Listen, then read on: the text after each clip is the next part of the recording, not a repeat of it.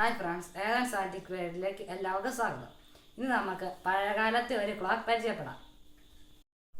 ഇത് ഏകദേശം 200 വർഷം പഴക്കമുള്ള സെയിന്റ് തോമസ് എന്ന കമ്പനിയുടെ ക്ലോക്കാണ്. 1813 യുണൈറ്റഡ് സ്റ്റേറ്റ്സിലെ പ്ലിമൗത്ത് ഹോളോയിൽ 20 ജീവനക്കാരുമായി സെയിന്റ് തോമസ് എന്ന ആൾ ഈ കമ്പനി സ്ഥാപിച്ചു.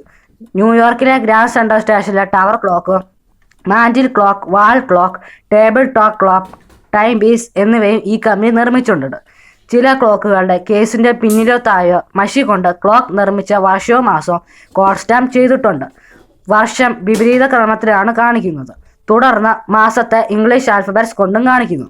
ഉദാഹരണത്തിന് ഏപ്രിൽ 1814 എന്നത് വർഷം നേരെ തിരിച്ച് 4181 എന്നും നാലാമത്തെ മാസമായ ഏപ്രിൽ ഇംഗ്ലീഷ് ആൽഫബറ്റ്സിലെ നാലാമത്തെ അക്ഷരമായ ഡി എന്നുമാണ് കാണിക്കുന്നത്.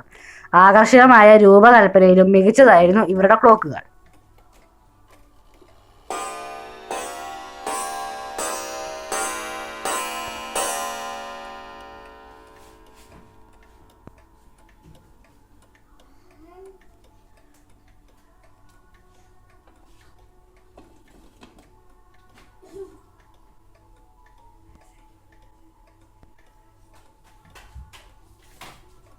ഈ വീഡിയോ ഇഷ്ടപ്പെട്ടാൽ ചാനൽ ലൈക്ക് ചെയ്യാനും ഷെയർ ചെയ്യാനും സബ്സ്ക്രൈബ് ചെയ്യാനും മറക്കരുത്. ബൈ.